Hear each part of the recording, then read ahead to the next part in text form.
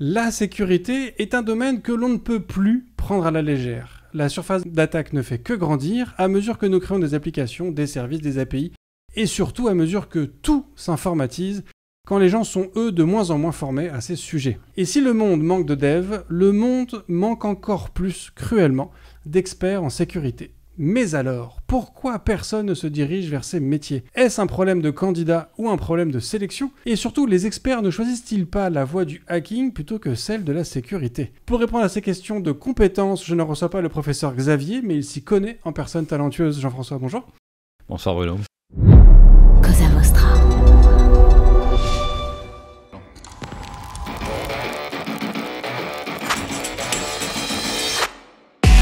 Bonjour, je suis Bruno Soulès, je suis un dev, D-E-V, pour différents, extraordinaires et visionnaires. Bienvenue dans If This Then Dev, le podcast qui veut résoudre le problème avant de passer au dev. Chaque semaine, je recevrai un expert pour décoder un sujet ou une tendance de notre formidable métier d'artisan du numérique. Sans en faire un tuto, nous parlerons d'une techno ou de notre quotidien de dev. Une discussion sans boucle, sans condition, mais compilée, afin d'en comprendre tous les éléments avant de passer au dev. Ce podcast est une production Cosa Vostra, où nous codons comme nous accompagnons nos clients, en étant différents, extraordinaires et visionnaires. Alors Jean-François, est-ce que tu pourrais te présenter pour les personnes qui ne te connaîtraient peut-être pas ? Mais écoute, on va dire que j'évolue dans le monde de la cybersécurité depuis, on va arrondir, une bonne vingtaine d'années. J'ai été le RSSI de quelques grands groupes, plutôt dans le monde de l'assurance et de la banque. Et depuis 5 ans, j'anime une petite structure où je fais de la formation en cybersécurité, un petit peu de conseil, principalement au travers de missions de RSSI à temps partagé, plutôt pour des ETI. Et puis accessoirement, je suis aussi le cofondateur du CESIN, donc une association professionnelle qui regroupe aujourd'hui 900 experts en cybersécurité, plutôt au profil RSSI. Okay. Donc cet épisode qu'on enregistre aujourd'hui est donc fait en partenariat avec Ready4IT, qui est donc un événement qui a lieu à Monaco vers la mi-mai, où vous parlerez principalement de cybersécurité donc pendant 3 jours. Donc tu fais partie du comité éditorial. Oui, accessoirement, je fais aussi partie du comité éditorial de Ready4IT. Ouais. Donc sur cet événement Ready4IT, donc quand on préparait notamment cet épisode, donc tu me faisais part toi de ton sentiment d'un manque de talent ou de compétences dans le monde de l'IT. Est-ce que dans tout ce que tu fais aujourd'hui, que ce soit Ready4IT ou ton activité principale ou le CESI, c'est ça ? Le CESIN, pardon. Est-ce que tout ça c'est fait justement dans le but d'attirer des gens à ce métier-là, ou en tout cas de faire en sorte que ceux qui y sont progressent encore plus? Enfin, tu vois, c'est une démarche de transfert un peu. Alors, la pénurie de compétences et de talents dans le monde de la cybersécurité, c'est pas mon sentiment. Hein. Ça fait, je sais pas, ça fait au moins 10 ans qu'on en parle. Aujourd'hui, on est en plein dedans. Alors, oui, je pense que quelque part, j'essaie d'apporter ma pierre à l'édifice en faisant un petit peu de formation. Aujourd'hui, c'est vrai que j'accompagne plutôt des ETI, donc des entreprises qui démarrent ou qui prennent en maturité en sécurité, qui ont du mal à recruter, qui savent pas trop comment s'y prendre. Oui, donc à mon petit niveau, je contribue un petit peu à tout ça. Ouais. Alors justement, tu parles de prise de maturité. Donc toi qui es dans ce milieu-là depuis longtemps, au final, tu vois, moi j'ai quand même l'impression que la cybersécurité, c'est un sujet d'actualité depuis assez peu longtemps. Pendant quand même très longtemps, on faisait de l'informatique et on avait l'impression que les hackers, c'était quelque chose de très obscur, de très lointain et qui arrivait assez rarement. Est-ce que c'est pas aussi du coup, cette notion de pénurie, c'est pas juste une question aussi de maturité d'un écosystème qui, il y a encore pas si longtemps, n'était pas considéré comme important pour suffisamment d'entreprises? Alors, on est, tu le dis très bien, on est sur des métiers très récents. Moi, voilà, ça fait 20 ans que je fais de la sécu, j'ai fait un peu d'informatique avant. J'ai vu arriver quelques RSSI avant moi de faire de la sécurité. C'était effectivement vraiment dans les grosses boîtes.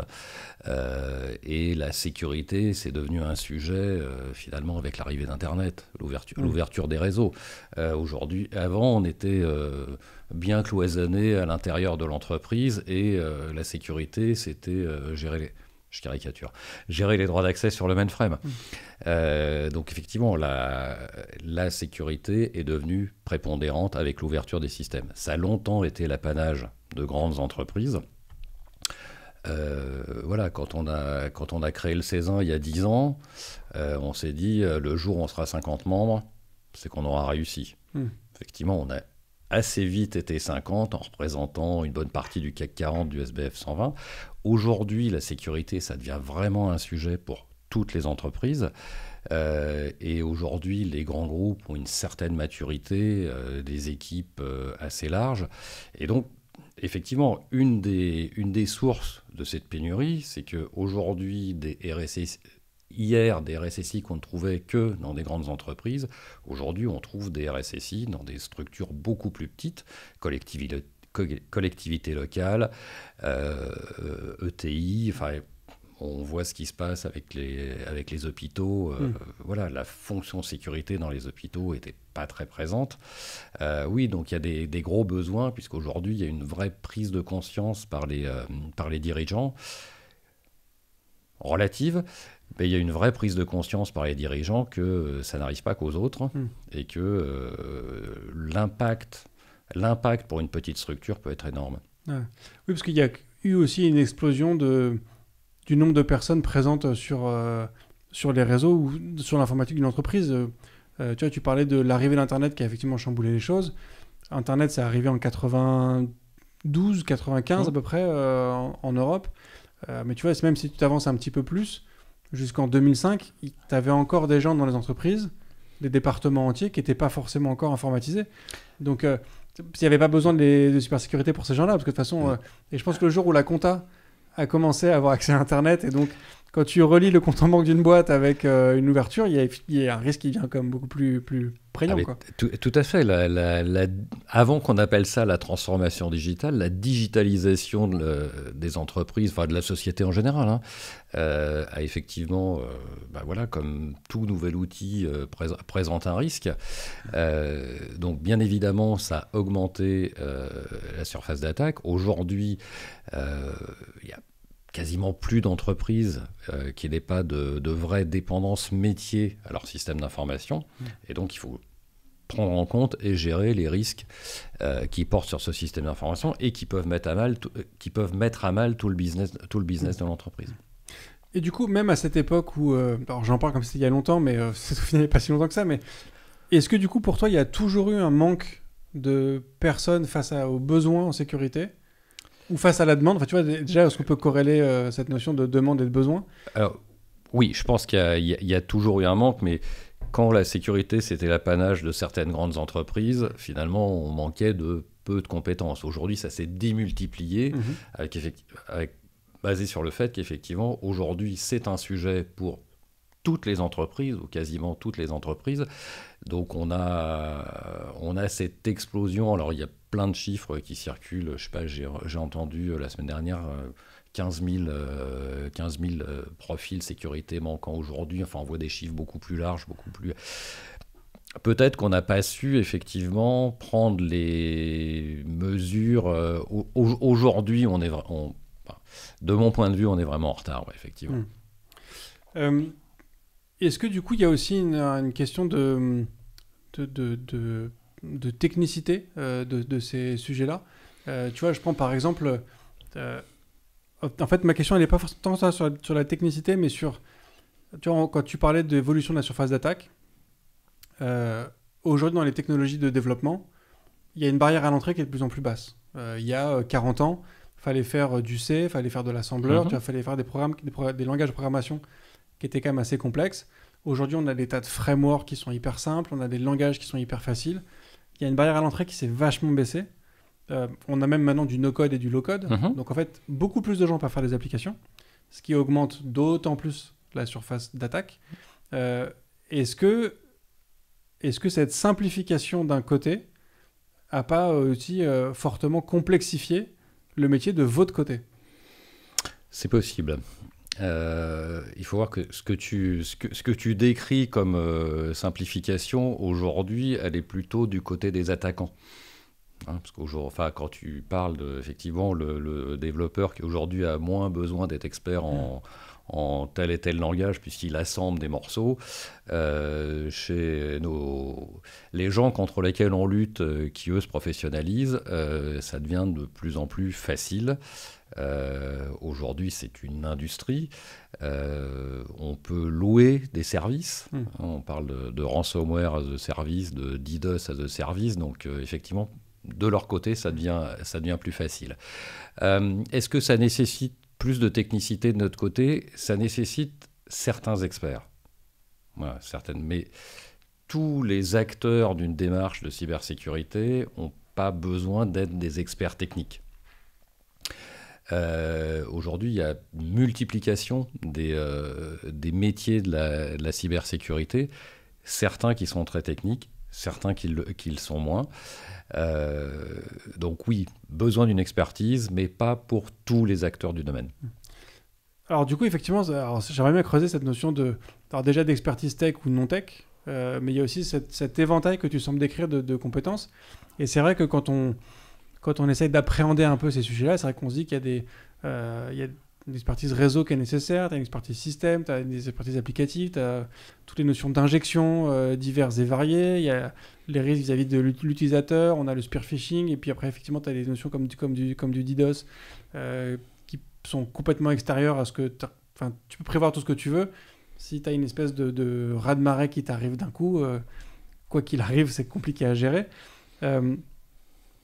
Est-ce que du coup, c'est aussi dû à ça? C'est aussi une des raisons de cette pénurie, c'est qu'en fait, aujourd'hui, si tu veux être bien couvert sur ta sécurité, en gros, même pour une PME de 10 personnes, il te faudrait une équipe de 10 personnes en plus, Exactement. Juste pour gérer la sécurité. Exactement.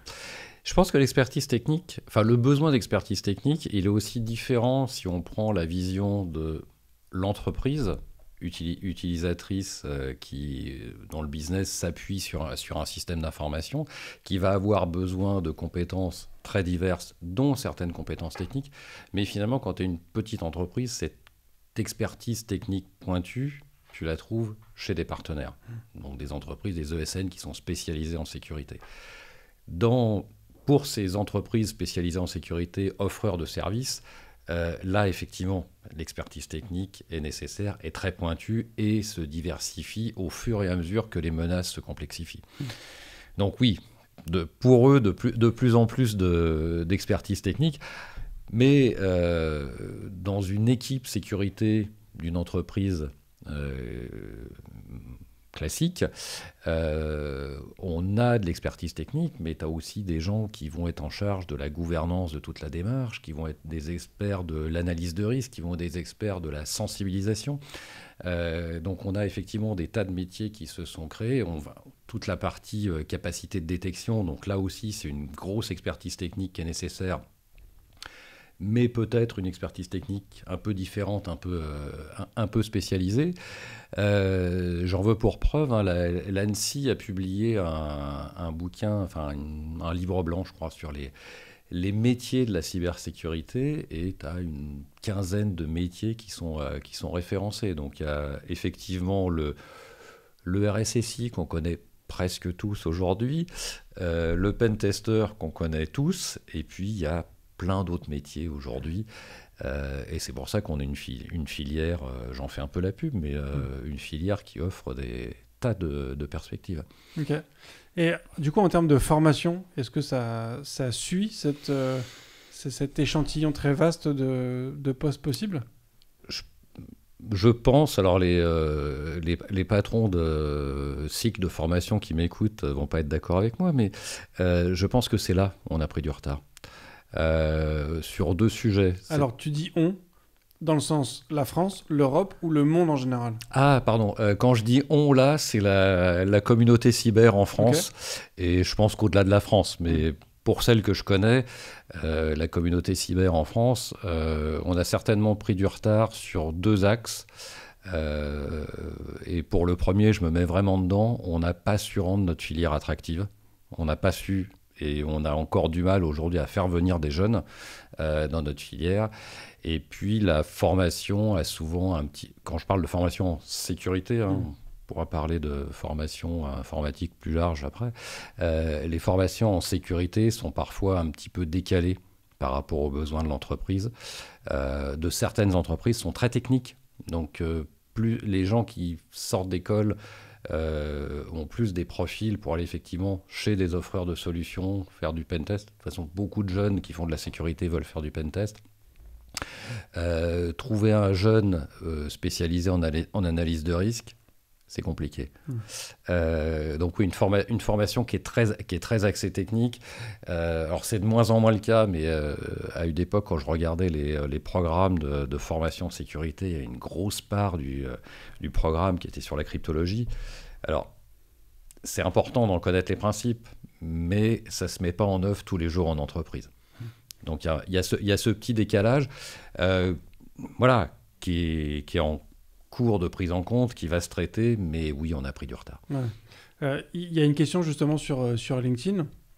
Il y a des gens effectivement qui trouvent ces formations très, très obscures, cette offre de formation très, très obscure. Est-ce que toi, il y a certaines formations qui pour toi ont quand même un petit plus par rapport à d'autres et que tu as tendance à plus tendre l'oreille quand quelqu'un est passé par ces endroits? Alors, je vais pas citer d'école, parce que si j'en cite, je vais forcément en oublier, donc ça va en frustrer certains.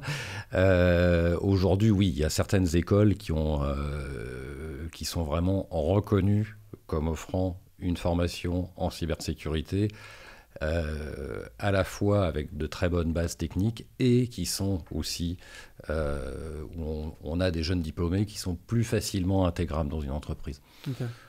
Tu disais du coup aussi tout à l'heure que c'est difficile de trouver un jeune analyste de risque. Est-ce que c'est parce que c'est pas un métier que tu peux faire étant jeune parce que tu as quand même besoin d'avoir certaines bouteilles pour faire de l'analyse de risque? Ou est-ce que c'est parce que, comme tu le disais un petit peu avant, en fait, c'est que le pentest attire plus de gens parce que c'est ce côté un peu je fais du hacking, mais du bon côté de la barrière, du côté légal? Aujourd'hui, on vient encore très majoritairement à la sécurité par la technique.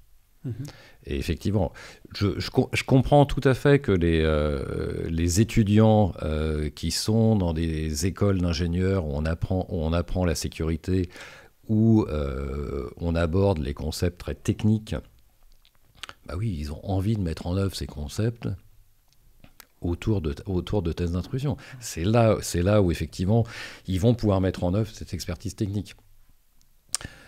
Est-ce qu'on s'éclate à faire du test d'intrusion toute sa vie? Je ne sais pas. Mais ça fait partie des questions, l'évolution. Et puis, on a aussi un petit...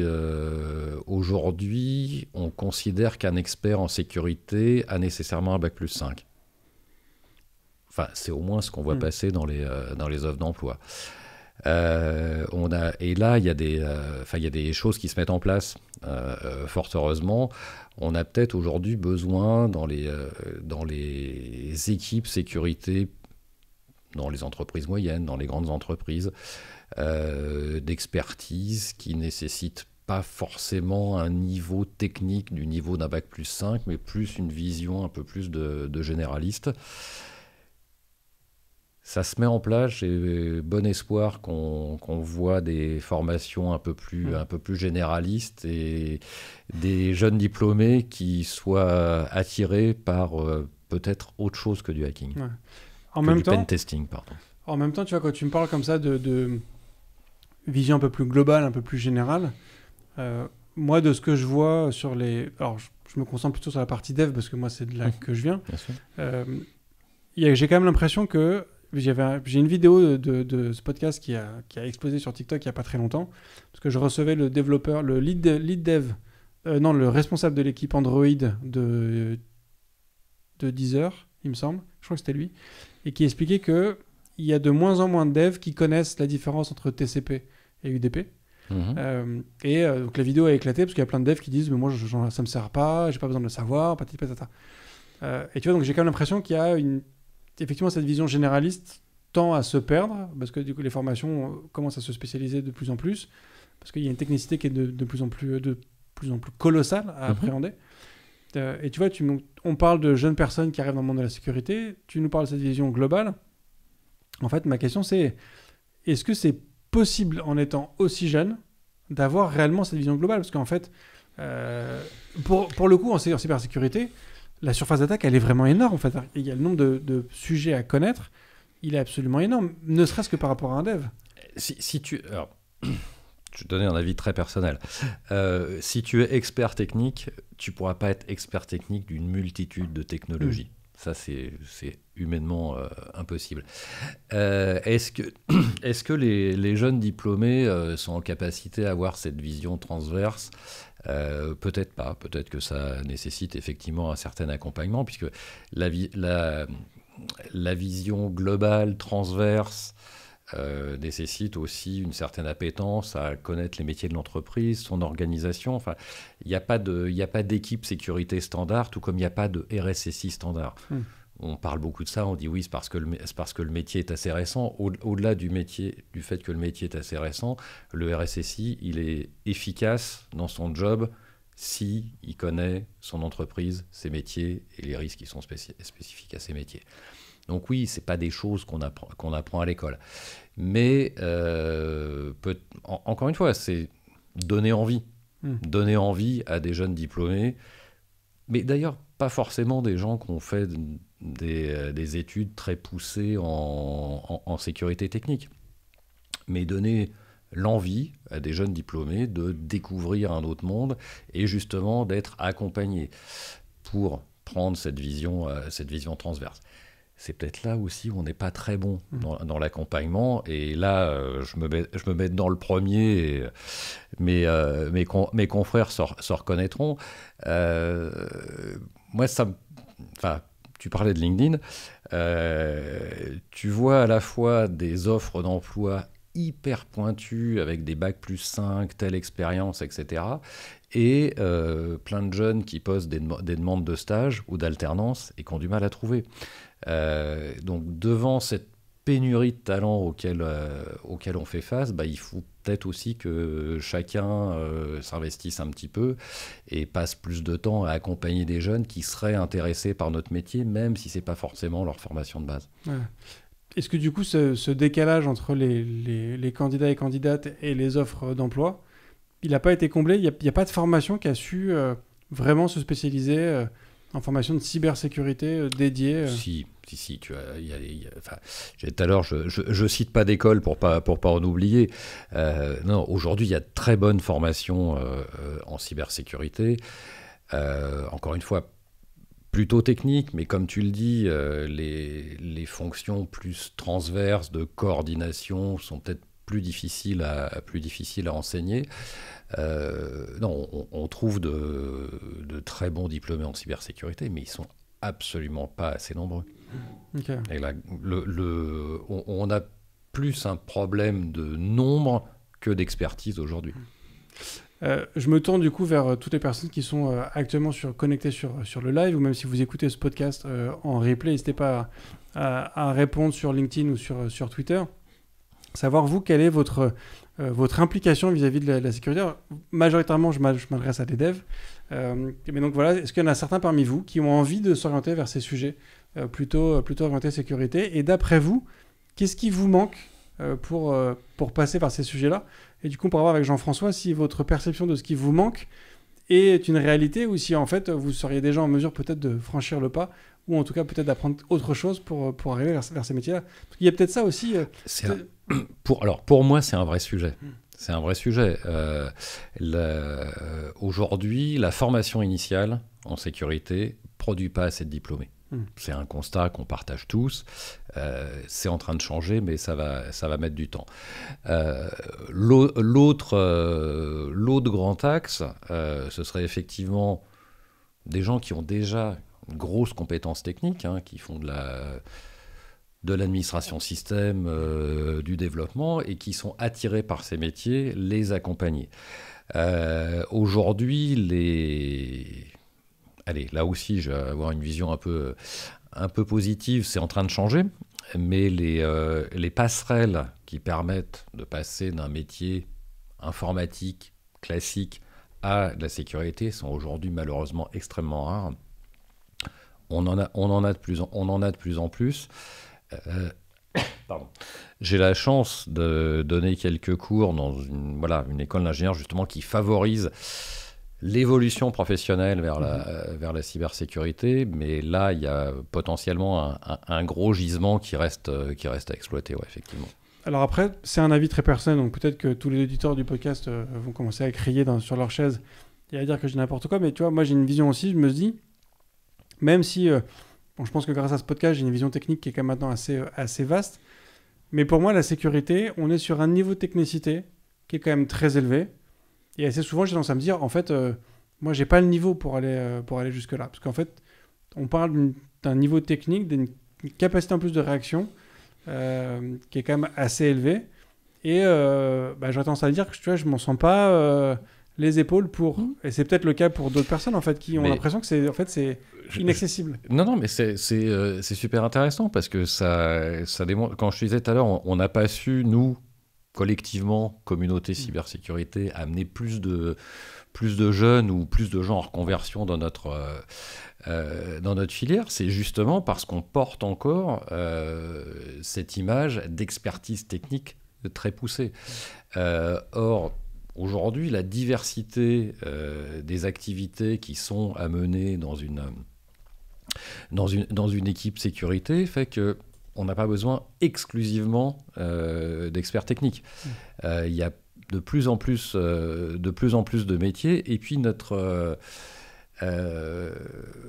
c'est quelque chose qu'on a du mal à véhiculer en dehors de notre communauté, c'est que le fondement de nos métiers, c'est pas de la technique. Le fondement de nos métiers, c'est accompagner les entreprises à gérer les risques de cybersécurité qui peuvent impacter leur business. Et quand je dis ça, on a besoin de compétences de gouvernance organisationnelle, de communication, de sensibilisation. Et tout ça nécessite pas... si on prend mon cas personnel, moi, il y a longtemps que j'ai décroché de l'expertise technique. Oui, mais tu vois, on a quand même... en tout cas, moi, j'ai cette vision, effectivement, d'une expertise assez élevée, en fait. C'est la vision que véhicule notre métier, et je pense que c'est une des visions c'est une des images qu'on véhicule qui fait qu'effectivement, ce que tu décris, moi, je rencontre effectivement certains étudiants qui hésitent à aller vers la sécurité parce qu'ils ont l'impression qu'on va leur demander un niveau d'expertise un petit peu supérieur à d'autres spécialités. Ce qui peut sembler le cas, très honnêtement, quand on regarde les programmes de formation, mais qui, une fois que tu bosses en entreprise, que tu fais de la sécurité au sein d'une équipe, je ne pense pas qu'on te demande un niveau d'expertise qui soit nettement supérieur à celui de l'admin système ou du développeur spécialisé dans tel et tel langage. Alors justement, tu parles de l'admin sys et du dev, et tu parlais de ces passerelles vers le monde de la cybersécurité. En toute transparence, c'est-à-dire te braque pas sur le fait qu'il y a peut-être plus de devs qui nous écoutent. Mais est-ce que c'est plus des gens plutôt côté Ops, côté admin système, côté infra, qui peuvent évoluer vers ces métiers de la sécurité, ou un dev ou une dev peut aussi avoir cette évolution? Je pense qu'il n'y a pas de barrière à l'entrée. On a certainement eu, les gens de ma génération, si je peux dire ça, sont venus à la sécurité alors qu'ils avaient surtout de la technique avant, et on est plus des expertises système réseau, on va dire ça comme ça. Aujourd'hui, quand on regarde le panel des vulnérabilités qu'on a à traiter, il y a quand même un changement de proportion qui s'est fait entre la vulnérabilité système, infrastructure, on va dire, et la vulnérabilité applicative.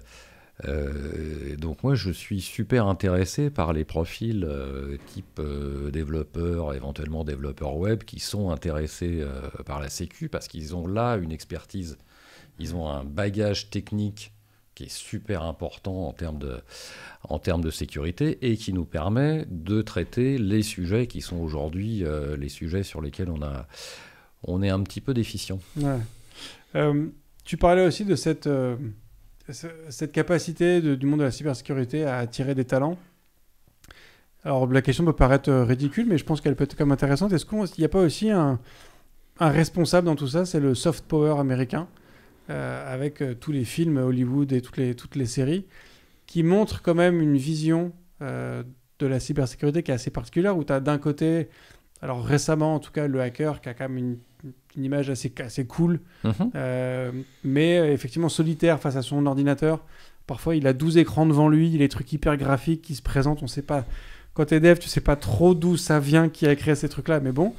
Et de l'autre côté, l'admin system, c'est un gars qui est tout rabougri sur un ordinateur avec son truc et qui essaye d'empêcher l'autre de rentrer. Et cette notion un peu de... Tu vois, on a l'impression que l'expert cybersécurité, en fait, il attend derrière son écran que quelqu'un essaye de rentrer et il tape après sur son ordinateur pour essayer de l'empêcher de rentrer. Alors, il y a une espèce d'image d'Épinal du hacker qui est effectivement... très très fort techniquement, très bien équipé. Aujourd'hui, c'est plus ça, vraiment. L'industrialisation, la professionnalisation de la cybercriminalité, enfin elle n'est pas de moi, hein, mais les groupes de chercheurs en sécurité démontrent ça. Aujourd'hui, les groupes de hackers, il y a des gens, ils vont au bureau, voilà, c'est l'usine du hacking. Hein, donc cette image un peu romancée du hacker qu'on pouvait voir et qu'on voit encore effectivement dans certaines productions hollywoodiennes, et aujourd'hui, de mon point de vue, plus du tout d'actualité. On met peu en valeur au cinéma les défenseurs. Les défenseurs, c'est moins fun dans la vision hollywoodienne. Il y a aussi, alors il y a une question qui vient d'arriver sur le chat de TikTok. On est décidément sur toutes les plateformes, qui est très spécifique. Est-ce que tu connais la formation SysDream qui propose des formations en cybersécurité? Je la connais. Ok. Je reviens du coup sur le sujet que tu évoquais sur cette mise en avant des défenseurs. Du coup, tu as l'occasion de mettre un petit peu en avant ce métier. J'aurais une question, c'est quelle est la proportion dans le travail au quotidien entre la prévenance et la réaction? Tu vois, j'évoquais cette image dans Hollywood du cybersécurité qui essaye d'empêcher le méchant de rentrer. À quel point tu es sur de la préparation pour empêcher quelqu'un de tenter quelque chose et la réaction pour bloquer quelqu'un qui est en train d'essayer d'entrer? C'est une grosse évolution de notre métier. Les démarches de cybersécurité ont longtemps été quasi exclusivement préventives. On faisait de la réduction de risque. Et d'ailleurs, ça rendait la démarche pas très facile à vendre au management, puisqu'on demandait de l'investissement pour du risque potentiel. Et je me souviens très bien d'un DSI, ça fait un certain temps, qui m'avait dit non mais bon, les risques potentiels, moi j'ai assez à gérer avec mes emmerdes du quotidien, donc on verra ça plus tard. Ça c'est une grosse évolution de notre métier. Aujourd'hui on lit partout, alors il y a plein de gens qui s'approprient cette citation. La question est plus de savoir si ça va vous arriver, mais de savoir quand ça va vous arriver et être prêt à réagir. Donc aujourd'hui effectivement la partie détection et réaction est, je pense, la partie prépondérante de notre activité, puisque aujourd'hui, c'est communément admis que le préventif réduit la capacité d'occurrence, mais que de toute façon, ça arrivera. Et qu'il faut être prêt à faire face le jour où ça arrivera. Donc effectivement, une capacité de détection, puisqu'en cas d'incident de sécurité, la clé, c'est le temps. Plus vite on découvre, plus on sera en capacité à réagir. Donc on a aussi des nouveaux métiers qui sont apparus ces dernières années autour de ces capacités de détection. Et si on parle de pénurie, l'analyse de SOC aujourd'hui, c'est vraiment l'espèce rare est très convoitée. Et puis on développe aussi une capacité de réaction, puisque c'est pas le tout de savoir détecter. Quand on a détecté qu'il se passait quelque chose d'anormal et qu'on confirme qu'effectivement il y a un potentiel incident de sécurité, ce qui va aussi permettre de préserver le business de l'entreprise, c'est sa capacité de réaction, à prendre les bonnes mesures. Et la dernière étape de notre roue, là, c'est la capacité finalement à reconstruire, puisque quand on a subi des dommages au travers de l'attaque, pouvoir reconstruire le système d'information. Alors, je pense que c'est différent d'une entreprise qui a été attaquée à une autre, mais c'est une autre façon de valoriser notre métier, effectivement. Et c'est peut-être plus fun, plus photogénique, ça passerait peut-être mieux au cinéma d'avoir des équipes de défense qui sont dans ces capacités de détection, de réaction. Oui, c'est vrai que quand on faisait que du préventif, c'était peut-être un petit peu difficile à vendre. Alors c'est vrai qu'un des épisodes les plus écoutés de ce podcast, c'est Olivier, le CTO d'Interenchères, qui est venu nous raconter le jour où, par accident, un des devs a leaké sur GitHub les clés AWS de tout leur parc, et qui forcément, en fait, en 3 minutes, je crois qu'il nous a dit, ou en 2 minutes, ils ont été sortis de leur truc, et il y a des VM en chaîne qui ont été créés, enfin bref. Et il est venu nous raconter, en fait, comment se sont passées les heures qui ont suivi de reprise de contrôle, effectivement de reconstruction de l'environnement, et de tous les problèmes qu'ils ont rencontrés avec... du coup, ils avaient une authentification sur Amazon avec un téléphone qui forcément n'avait plus de batterie le jour où l'incident s'est produit. Donc, et toutes les règles que tu changes, après tu dis, OK, ça nous est arrivé une fois. Les problèmes qu'on a rencontrés, c'était ça. Donc après, tu as tout un changement aussi après de... maintenant, pour la prochaine fois... Ça aussi, c'est un vrai changement. C'est-à-dire que depuis qu'il est communément admis que de toute façon, ça va arriver, c'est plus honteux d'avoir été attaqué. Et aujourd'hui, ce qui nous fait aussi avancer, c'est que les entreprises qui ont subi une cyberattaque n'hésitent plus à témoigner, à partager leur expérience. C'est des moments de stress intense.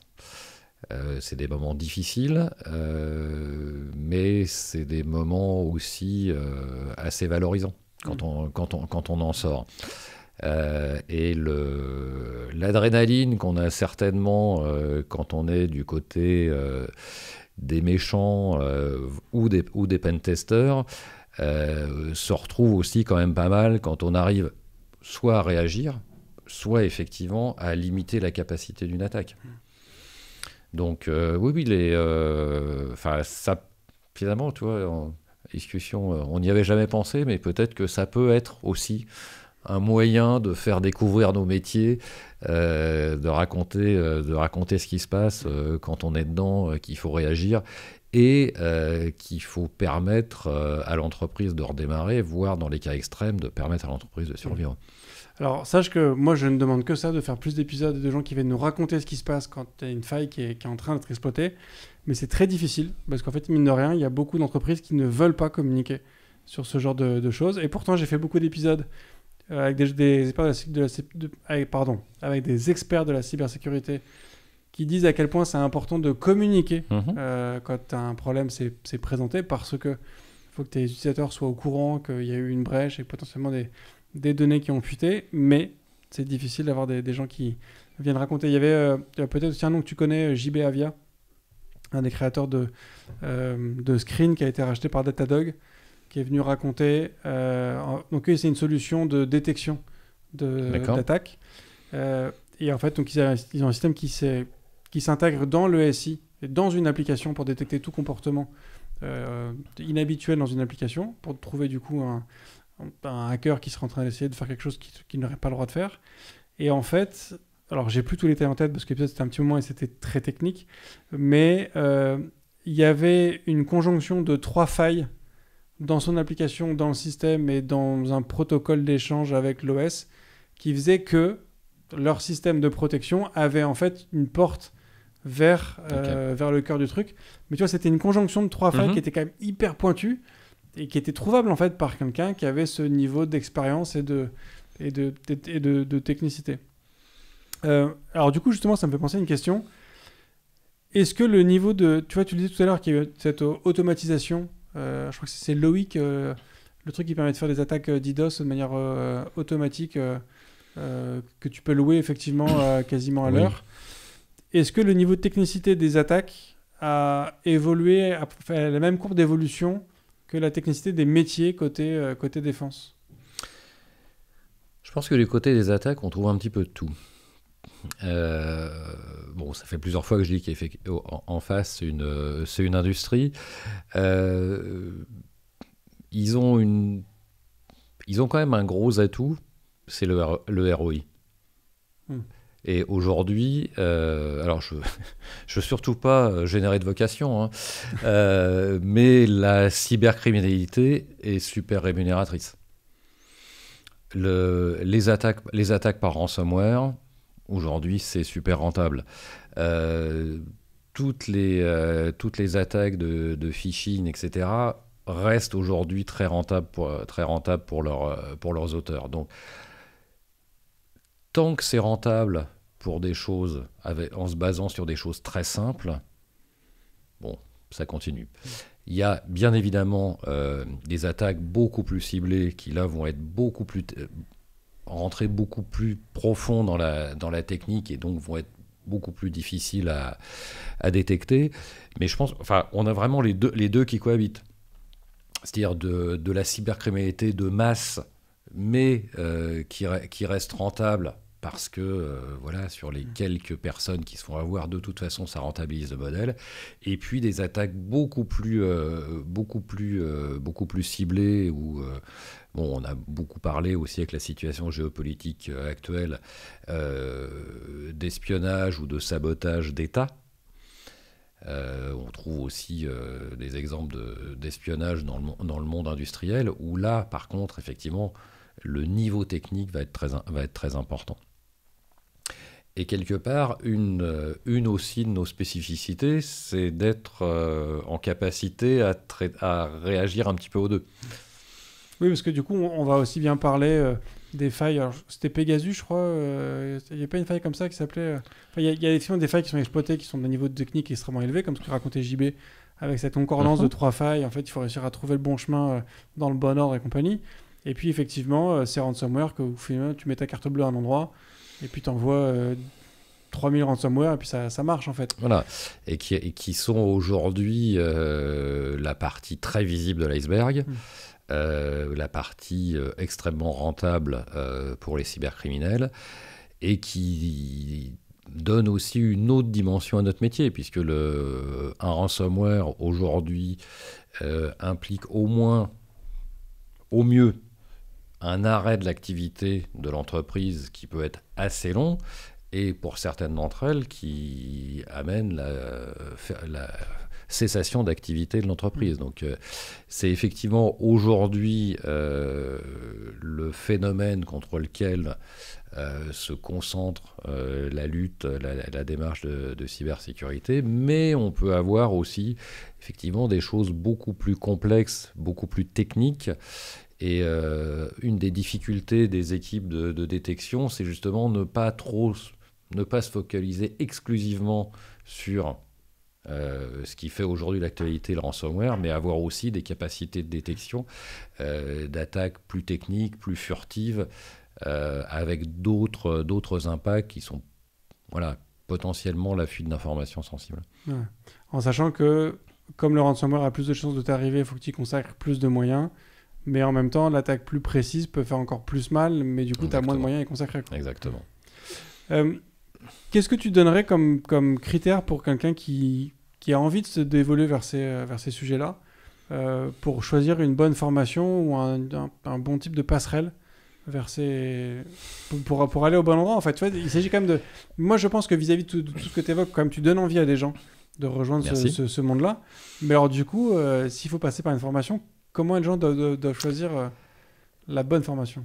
La question est très compliquée. Enfin, je vais être transparent. Je vais avoir du mal à y répondre. Je pense qu'il faut en parler Moi, c'est vrai que je suis juste pour l'anecdote, je connais pas mal de gens, moi, qui se reconvertissent dans le coaching. Un truc super à la mode. Et j'ai quelques coachs qui m'envoient de temps en temps des candidats à une reconversion en cybersécurité. Voilà, et souvent on en parle parce que quelle est ta motivation en fait? Qu'est-ce qui t'intéresse dans la cybersécurité? Et on a effectivement des gens qui ont une vision très technique. Je veux faire du pentest. Donc il y a des formations, il y en a une dont le nom a été cité tout à l'heure, qui prépare très bien à ça.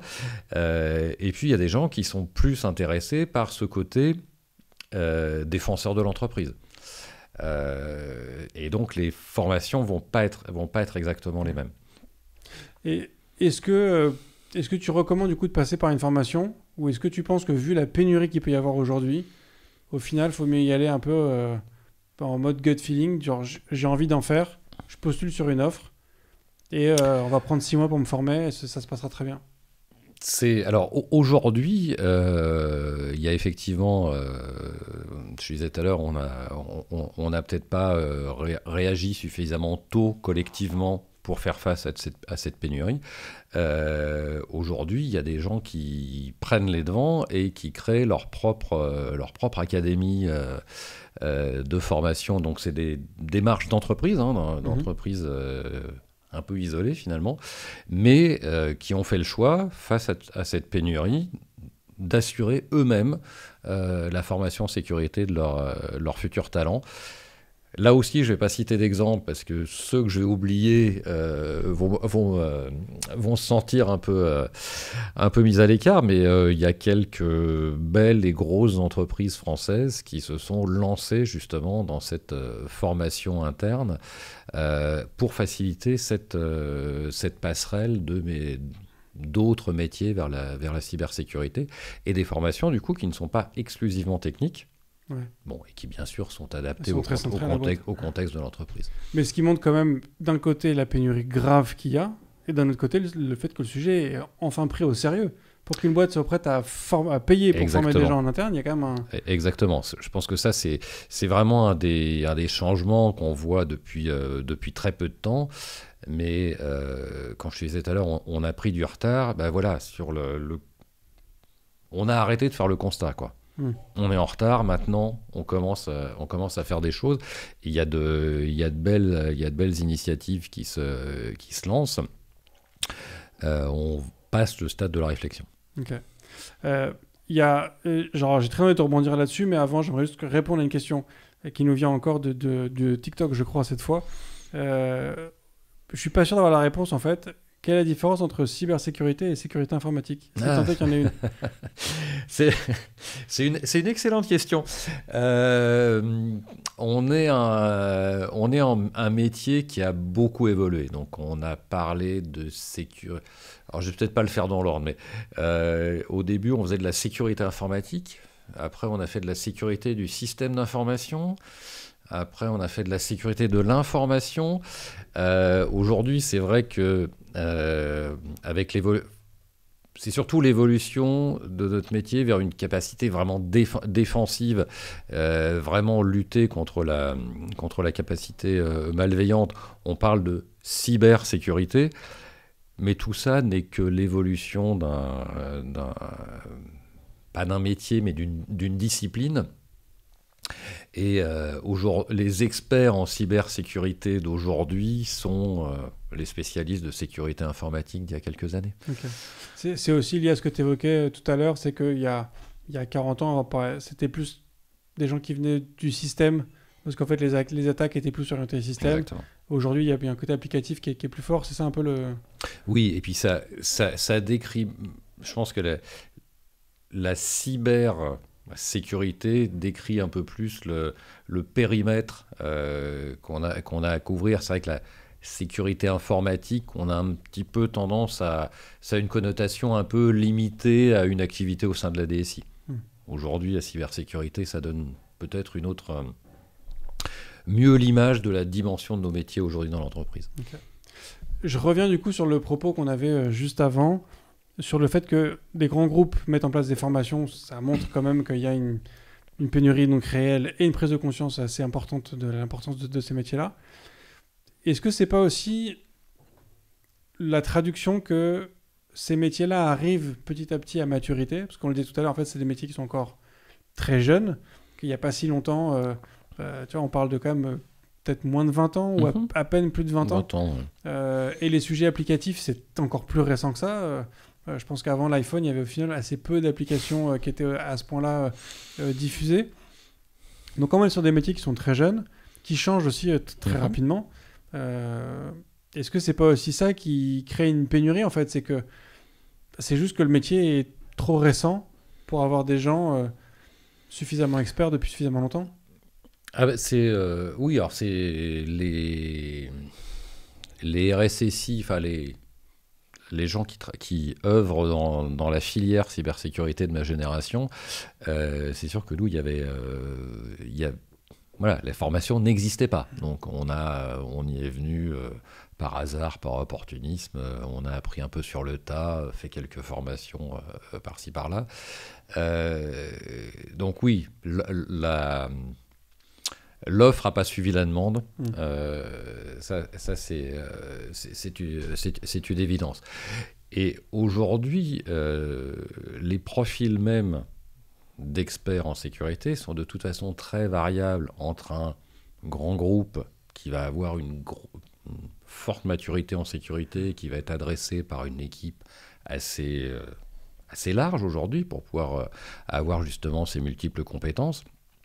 Et comme on le disait au début de la discussion, à l'autre, pas dire à l'autre bout du spectre, mais dans une autre catégorie, on va avoir des entreprises de taille intermédiaire qui vont, alors j'aime pas le terme de démarrer, mais plus qui vont prendre en maturité en sécurité, qui vont avoir besoin d'y dédier une ressource. Et donc tu vas avoir ces grandes entreprises avec des grosses équipes en sécurité, un RSSI qui va, selon les thèmes de nos, passer au C-level, voire même, on pourra en parler, démarche de sécurité qui n'est plus pilotée par un expert du domaine finalement. Et puis, on va trouver dans les ETI ce nouveau RSSI ou cette petite équipe où là, on est quand même beaucoup plus proche de l'homme orchestre qu'on connaissait il y a quelques temps, où finalement, à l'échelle de l'ETI, ils vont avoir à traiter une majorité des domaines adressés par la filière de sécurité. Donc, ils demandent là une multicompétence, mais qui fait la richesse de notre métier, en fait. Ouais. Mais tu vois, pour parler aussi de cette maturation du métier, il y a aussi le fait qu'au final, il y a 15 ans, même des groupes du CAC 40 prenaient pas forcément la cybersécurité autant au sérieux que ce que c'est aujourd'hui. Donc tu as aussi ça, en fait, c'est que pendant longtemps, ça a été considéré un peu comme le webmastering, qui au début était confié aux stagiaires, puis le community management qui était aussi confié aux stagiaires. Et c'est petit à petit que ces métiers prennent du galon, on va dire. Mais bien sûr, parce que, on en parlait tout à l'heure, on a beaucoup fait de préventif, donc on parlait de risques potentiels. Et voilà, dans certains secteurs économiques, les patrons disaient non mais nous ça peut pas nous arriver, nous on fait partie des gentils. Et aujourd'hui on se rend compte finalement, ce qui nous a aussi aidé à gagner en maturité, malheureusement c'est les incidents et la médiatisation de ces incidents. Et aujourd'hui, ça doit encore exister par exception, mais on voit plus de patrons ou cadres dirigeants d'entreprise qui nous disent non mais pas de ça chez moi, je suis pas concerné. Ça effectivement, ça nous a fait énormément progresser collectivement, la médiatisation des incidents et la médiatisation des impacts que ça peut avoir. Malheureusement, aujourd'hui, rien n'est épargné. On voit ce qui se passe sur tous les hôpitaux, ce qui est un vrai souci, mais ce qui fait aussi beaucoup réagir les dirigeants d'entreprise. Est-ce qu'on peut espérer qu'un jour, on arrive à nouveau à cette situation avec des gens qui peuvent dire moi, je suis pas concerné, de faire que on arrive à inverser cette balance entre sécurité et attaque? Alors, je vais avoir une vision assez pessimiste là-dessus, puisque effectivement, la cybercriminalité est en plein essor. Nos systèmes d'information sont de plus en plus complexes. Non, je pense pas que ça prenne cette direction. Même si aujourd'hui, effectivement, il y a des choses qui vont vers limiter les vulnérabilités dans les produits. Enfin, le Cyber Resilience Act, par exemple, est plein de promesses, mais ça prendra très, très, très longtemps. Donc, non, je pense pas que moi je les verrais, les dirigeants qui se sentent pas concernés puisqu'on est arrivé à un niveau de sécurité suffisamment élevé. Ça marche. Sur cette notion aussi de complexité du métier, qui peut en tout cas être perçue par des gens extérieurs comme moi, tu vois, il y a aussi l'impression qu'en fait, ça va extrêmement vite. Que les attaques changent très vite. Alors... tu vois qu'il y a quand même une... Tu vois, c'est ça aussi que je vois comme technicité, c'est que l'attaque d'aujourd'hui n'a rien à voir avec l'attaque d'hier, qui n'a rien à voir avec l'attaque de demain, et qu'en fait, il faut se tenir vachement au courant, il faut être vachement à jour. Il faut quand même une... Et puis ça... Si ton idéal de vie, c'est d'avoir un métier tranquille, où ce que tu fais aujourd'hui sera la même chose dans 2 ans, 5 ans, 10 ans, peut-être que la sécurité n'est pas la meilleure orientation possible. Alors même au-delà de... Mais ça même quelqu'un qui n'a pas envie de faire la même chose dans 2 ans, dans 3 ans, dans 5 ans, tu vois, moi je suis partant pour apprendre. Enfin, tu vois, je sais ce que je fais vis-à-vis de ce podcast, mais j'ai quand même l'impression que il y a une progression dans le monde de la sécurité, du coup des attaques d'un côté comme de l'autre, qui va extrêmement vite et qui va très vite, très loin. Ah, c'est des métiers où tu te remets en question très régulièrement. Alors, c'est ce qui fait l'attrait du métier, mais là encore, c'est un avis très, très personnel. Enfin, tout ce qu'on a décrit là, enfin, alors je vais certainement dire une ânerie, mais le ransomware, c'est quelque chose qui est apparu il y a, je sais pas, 5-6 ans peut-être. On disait, bon, finalement... Au début, tu as un bon système de sauvegarde que tu testes régulièrement. Bon, finalement, le ransomware, tes données sont chiffrées, tu redescends les sauvegardes. Bon. Ensuite, on a les gens qu'on a en face de nous ont inventé le chiffrement de tes sauvegardes en ligne. Et puis, on a fait de la sauvegarde offline. Et puis, maintenant, ils ont inventé la double extorsion. C'est-à-dire, ils chiffrent les données, ils en prennent une copie, et si tu ne payes pas la rançon, ils te menacent de publier les données sur le dark web. Donc oui, effectivement, ça évolue tout le temps. Moi, je trouve que c'est vraiment ce qui fait l'intérêt de notre métier. Peut-être qu'effectivement, parfois, ça évolue un petit peu trop vite, parce que là, on parle de la menace. Il y a certains environnements où tu as aussi tout le cadre réglementaire qui évolue extrêmement vite. Pour peu que tu sois dans une entreprise à dimension internationale, tu as plusieurs cadres réglementaires qui évoluent très vite. C'est une spécificité de notre métier. Moi, je considère que c'est un des gros atouts de notre métier. Bon, voilà, on a aussi publié certains papiers sur le stress du RSSI, etc. Oui, cette espèce de course permanente peut être un facteur de stress, c'est évident. Et alors, question qui vient du chat, alors, je sais pas si je te la pose telle quelle, mais qui du coup parfaitement en lien avec ce que tu viens de dire. Est-ce que la cybersécurité, c'est une bataille qui est perdue d'avance? Oui, alors cette course sans fin. Oui, alors vous en aviez parlé lors du premier podcast autour de Ready for It avec Benoît, avec Bruno, pardon. Est-ce que c'est une course perdue d'avance? Moi, je suis convaincu du contraire.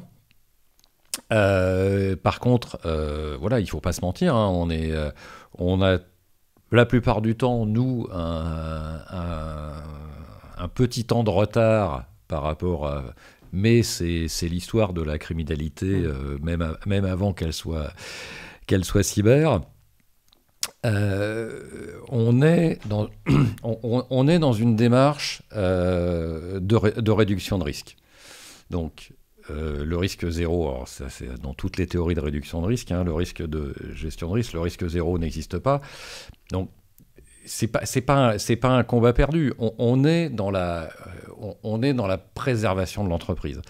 Il y a une phrase. Alors la dernière personne que j'ai entendu la citer, c'est son nom m'échappe, Roy Zinman, je crois, qui est un ancien membre de l'unité 8200, donc l'entité du renseignement de l'armée israélienne, qui a cette analogie que je trouve absolument géniale. Et voilà, c'est 2 personnes dans la savane qui se retrouvent face à un lion. Il y en a un qui se met à courir très vite, et son collègue lui dit « Mais en fait, tu courras jamais plus vite que le lion. » Et lui répond « Mais en fait, je m'en fous, ce qui m'intéresse, c'est de courir plus vite que toi. » Et la démarche qu'on a en entreprise, effectivement, on n'est pas dans une démarche où on peut réduire le risque à zéro, faire disparaître toutes les menaces qui ciblent notre entreprise, mais déjà ne pas être la première attaquée et être en capacité de réagir quand ça arrivera, font que le combat est loin d'être perdu d'avance. Ouais. Je vois. J'avais une question, mais ton histoire avec le lion m'a fait rire et m'a fait perdre le fil. Est-ce que je peux la retrouver? Je sais plus. Pour terminer, parce que du coup, ça fait déjà un petit moment qu'on discute. J'ai remarqué que souvent les gens qui travaillent dans la sécurité, c'est ce qu'on disait avant qu'on appuie sur record sur cet épisode, vous avez des pratiques qui sont au-delà de ce que le commun des mortels peut faire dans votre quotidien sur Internet. Est-ce qu'il y a un truc que toi tu fais dans ton quotidien, que tu sais être un overkill, mais tu le fais parce que pour toi il y a une raison qui vaut le coup d'être appliquée? Non, je suis pas. Enfin, oui, si, il y a quelques extrémistes dans notre milieu, mais je pense que surtout on essaye d'appliquer les mesures qu'on demande à nos utilisateurs d'appliquer au travers de nos démarches de sensibilisation, donc au moins avoir un petit peu d'exemplarité ou de pouvoir leur parler de choses qu'on connaît, donc c'est les minimums. Qu'est-ce que je fais d'un peu too much? Je pense pas. Enfin, moi, je pense pas que ce soit too much, mais ça doit peut-être apparaître comme ça. Je fais 3 copies de sauvegarde. Donc, t'en as une offline, une distante et... J'en ai 2 offline. Ok. Stockées à des endroits différents. Mais même pour tes photos perso, enfin pour toi absolument tout ou... Ah oui, bah, autant à titre perso qu'à titre pro. Oui, moi, je vivrais très mal de perdre mes 25 000 photos en ligne. Je comprends.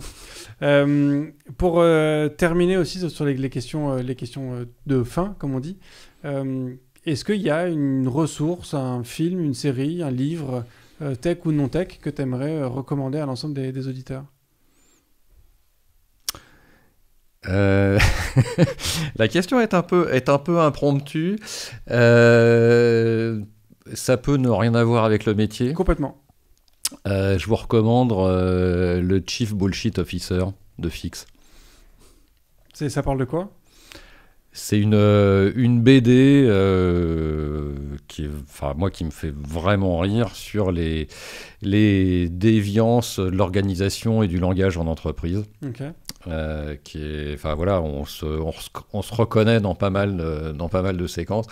L'informaticien est bien visé quand même, hein. C'est surtout lui qui paye dans la BD, mais voilà, tout le monde reconnaît des situations qu'il a vécues en entreprise. C'est dans la veine de Dilbert, c'est ça? Ou je sais plus comment elle s'appelle, une BD aussi très critique sur le monde de l'entreprise. Non, ça me dit rien, mais okay. Et Fix, donc le dessinateur du Chief Bullshit Officer, collabore aussi un petit peu avec le monde de la sécu, donc on s'y retrouve là aussi un petit peu. Ça marche. On mettra du coup les liens en description, bien évidemment. J'aurais une dernière question pour toi, qui est la question rituelle du podcast IFTTD. Est-ce que tu es plutôt espace ou tabulation ? Sans hésitation, tabulation. Très bien. Merci beaucoup Jean-François. Merci Bruno.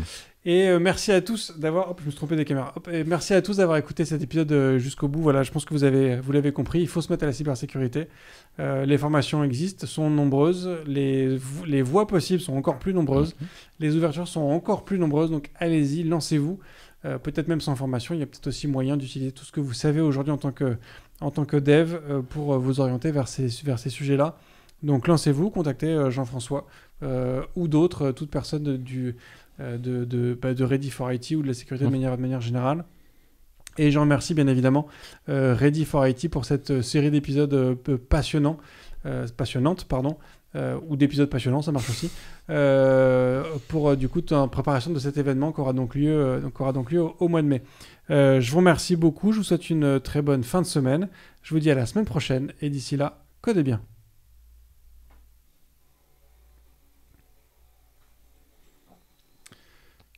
Je crois avoir tout dit sur ma conclusion. Je suis pas sûr, j'ai l'impression d'avoir oublié un truc. Mais normalement, je crois qu'on est bon. Qu'est-ce que tu as pensé de cet exercice, Jean-François ? Je trouvais ça incroyable parce qu'il y a plein de choses dont j'aurais aimé parler.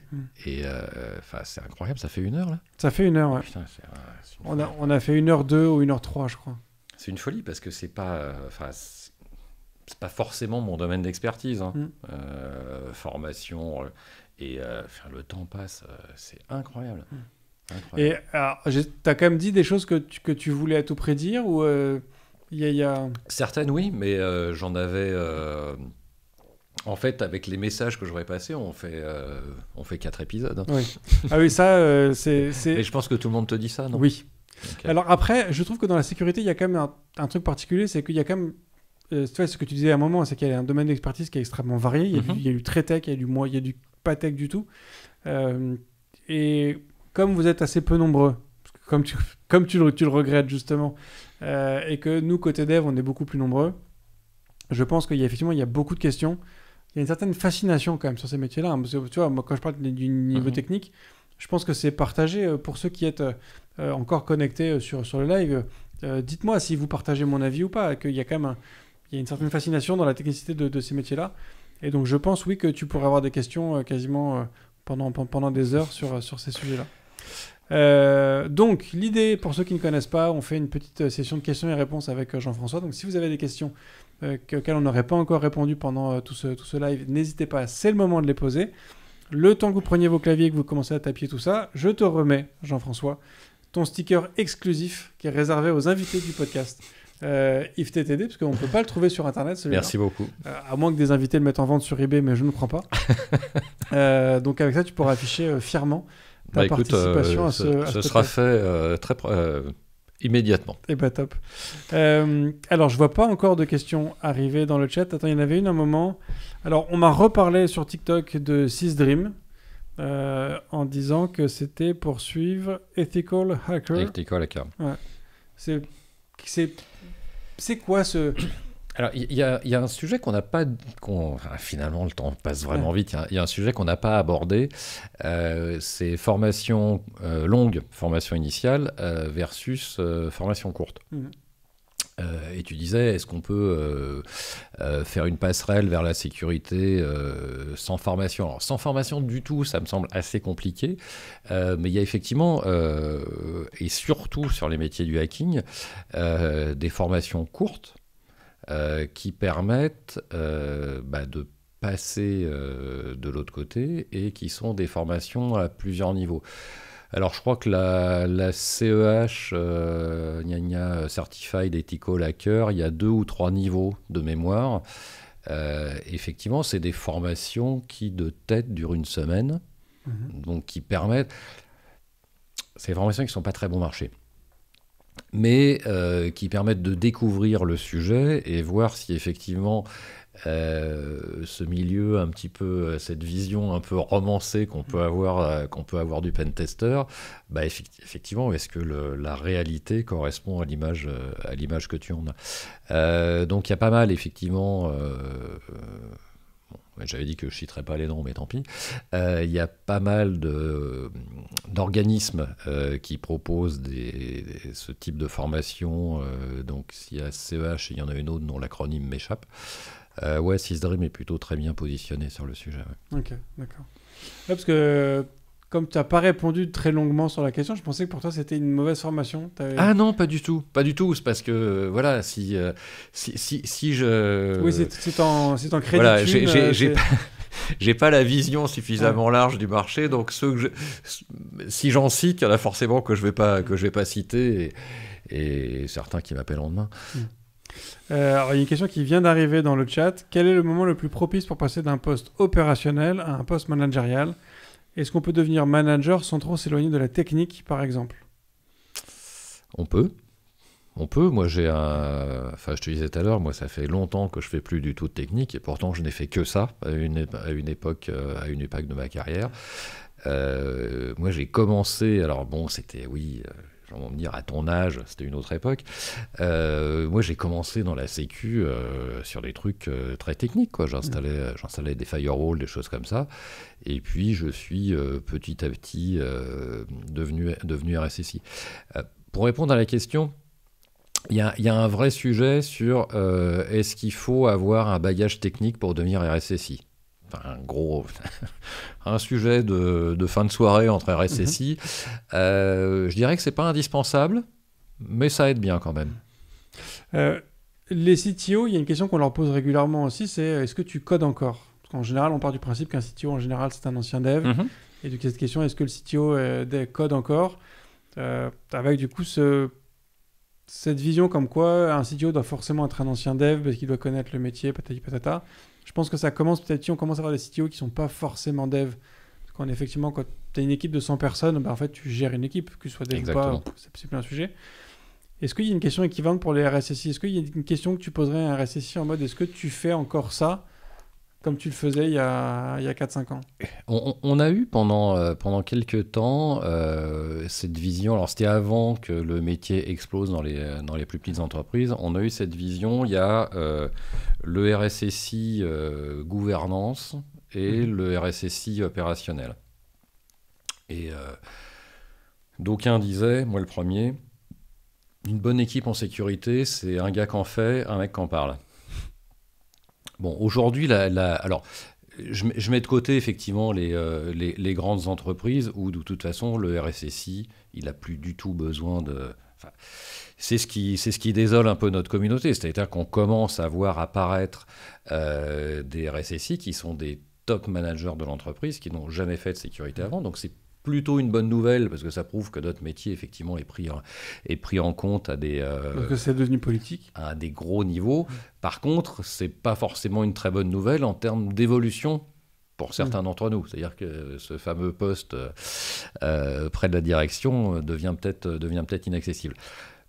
À l'opposé, comme je disais tout à l'heure, dans les petites structures où tu as un RSSI tout seul ou une équipe de 2, faut qu'il soit multicasquette. Donc, est-ce qu'il développe encore ?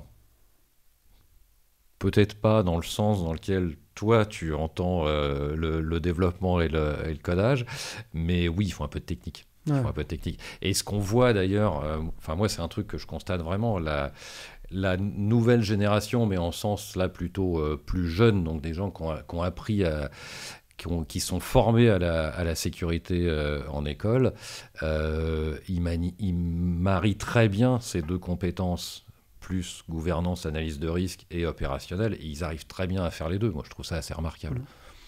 Je rejoins, alors j'ai pas le nom parce que sur LinkedIn, j'ai pas les noms qui remontent, mais donc je rejoins LinkedIn User qui nous dit que c'est un métier qui semble très passionnant, et effectivement, je suis d'accord.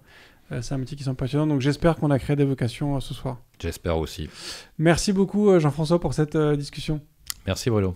Et merci à tous d'avoir suivi ce live. On en est un peu plus d'une heure et demie, donc merci à tous si vous êtes là depuis le début. Surtout, le prochain live aura lieu demain, où on parlera... on parlera de qu'est-ce qui se passe quand on a son application qui est rachetée. C'est-à-dire qu'on a passé des années à créer son application et du jour au lendemain, elle est achetée par une autre entreprise. Et on a toute notre codebase qui est mergée avec une autre, et comment est-ce qu'on gère cette passation-là. Et mercredi, un nouveau live mercredi matin à 11h, où on parlera du cursus de formation No Code créé par Allegria. Et je vous l'annonce aussi, si vous ne le savez pas encore, mais la semaine prochaine, mardi, on finira l'année en beauté avec Jean-Baptiste Kempf, le créateur de VLC, qui viendra nous parler de vidéo processing. Et je te dis, Jean-François, pour moi, il y a 2 sujets de tech qui, pour moi, font partie du haut du panier. Il y a la sécurité et le processing vidéo, où on est quand même sur un niveau de mathématiques qui est quand même assez taffé. Et donc, JB, faut quand même être bien placé pour en parler et viendra du coup nous en parler à ce micro. Ce sera mardi à 14h, mardi en 8, comme on dit, à 14h pour terminer cette année. Je vous remercie beaucoup de votre audience, votre fidélité, votre écoute, tout ça et vos questions. J'espère vous retrouver demain. Et d'ici là, codez bien. Merci d'avoir écouté cet épisode de If This Then Dev et merci à toute mon équipe de Cosa Vostra à la production de cet épisode. Merci aussi à Alan, Ada, Linus, Bill, Steve et Steve de nous avoir ramenés jusqu'ici. Si ce podcast vous a plu, committez-vous en vous abonnant, déployez-le autour de vous et vous pouvez aussi nous faire une petite code review en nous laissant 5 étoiles sur votre plateforme de podcast préférée. La conversation continue bien sûr avec vous sur Twitter, LinkedIn, Facebook, Instagram, chacun sa techno, @ifthisdendev ou @bibir, BIBEAR. Vous retrouverez aussi tous nos épisodes sur notre site ifttd.io. Et enfin, si vous avez besoin d'une agence pour vous accompagner ou si vous souhaitez rejoindre une équipe tech passionnée et passionnante, écrivez-moi sur bruno@cosavostra.com. Merci à tous.